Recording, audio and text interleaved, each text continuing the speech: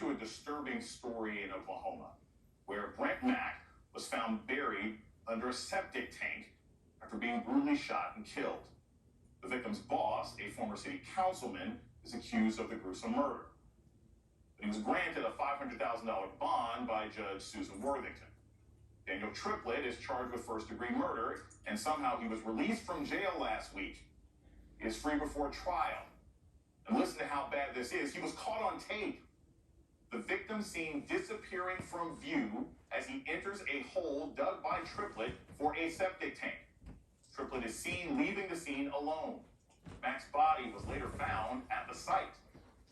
The victim's family is outraged, starting a petition to get Judge Susan Worthington disbarred. Here's what the family and the DA had to say about the judge's decision. When I heard her say, I'm going to grant bond in the amount of $500,000, she understands that there is video evidence. And she put that up against him being an outstanding citizen in the community.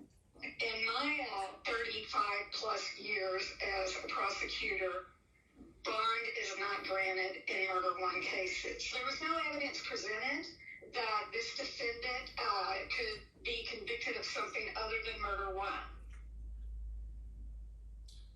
This case speaks to a broader, deep-rooted pattern of racial disparity in America's cash bail system, where white criminals charged with serious offenses like murder one can get bond. Black and Hispanic people are much more likely to be held on bail than whites.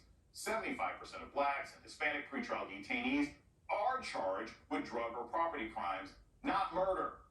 Young black men are twice as likely as whites to be detained. Bond is not granted for murder cases. The judge saying he was an outstanding citizen in the community as an explanation.